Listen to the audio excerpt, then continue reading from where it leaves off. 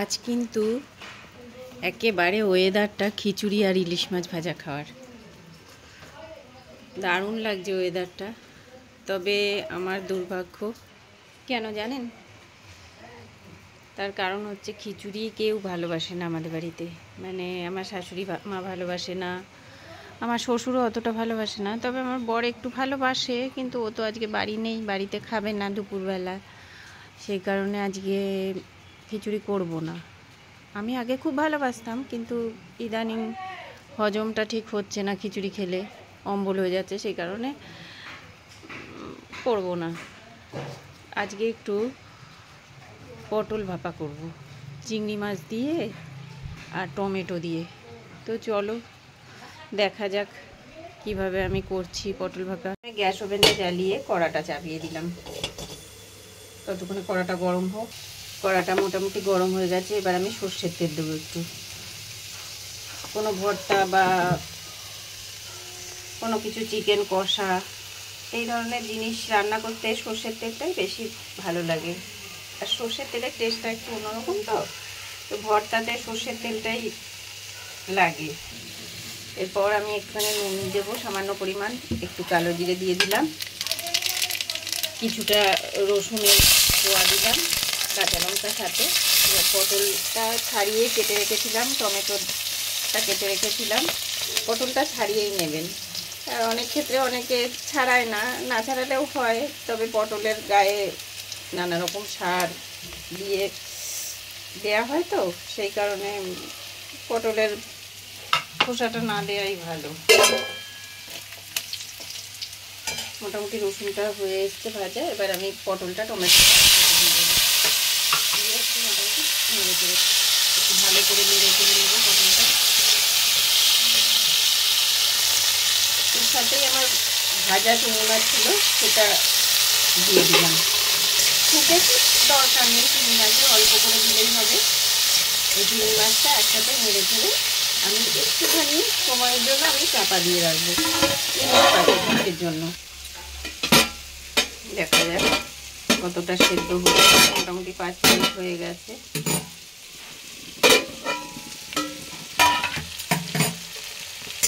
আর একটু ভাজা হবে, মোটামুটি একটু ভাজা হবে।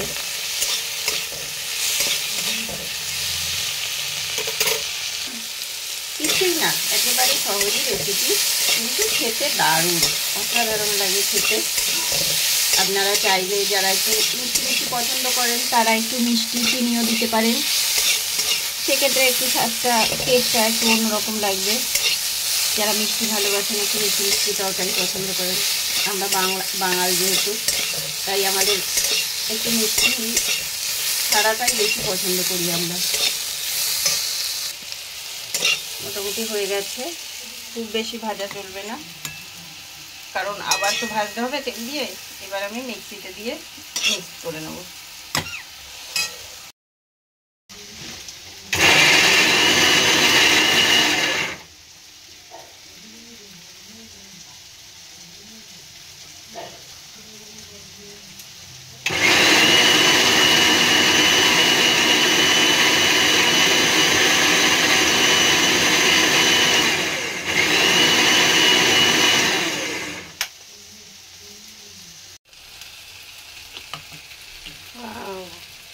অনেকেই দেখেছি যে মানে মিক্সিতে মিক্সড করার পর বা শিলনোড়াতে বেটে নেওয়ার পর আর দ্বিতীয়বার তেল দিয়ে এটাকে ভাজে না, কিন্তু আমি আমার মায়ের কাছ থেকে শিখেছি এটা।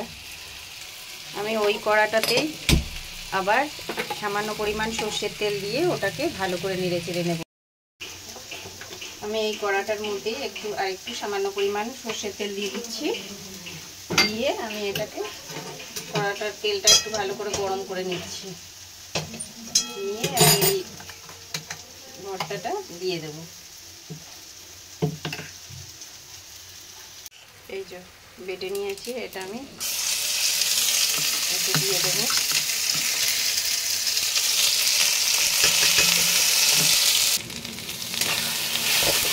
মোটামুটি ভালো করে নেড়ে চেড়ে নেব।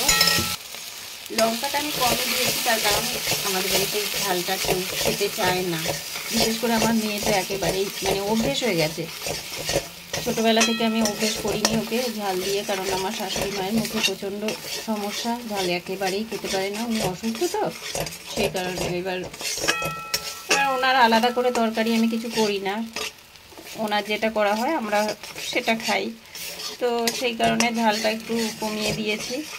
মেয়ে এখন একেবারেই ঝাল খেতে পারে না, সেই কারণে একেবারেই ছোটো ছোটো দুটো কাঁচা লঙ্কা দিয়েছি আমি।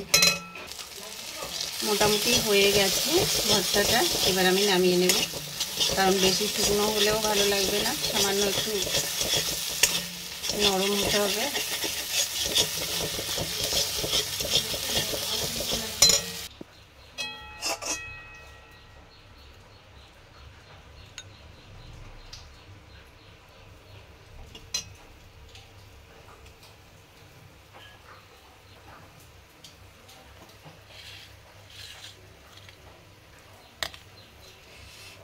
আপনারা মনে করলে একটু কাঁচা সর্ষের তেল এবং একটা কাঁচা লঙ্কাও দিয়ে পরিবেশন করতে পারুন।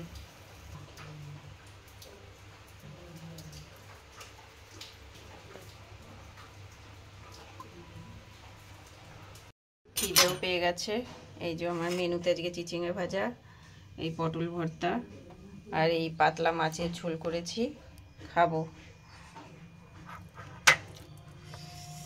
আমার শাশুড়ি মার খাওয়া হয়ে গেছে, শ্বশুর আসতে অনেকটাই দেরি, উনি রেগে যায় আমি বসে থাকলে, সেই কারণে উনি আমাকে খেয়ে নিতে বলে, তাই আমি খেয়ে নিই। এই ভর্তাটা দিয়ে আমি ফার্স্ট খাবো, জানি না কেমন হয়েছে, তবে আশা করি ভালোই হবে। চিংড়ি মাছ দেওয়া তো, চিংড়ি মাছের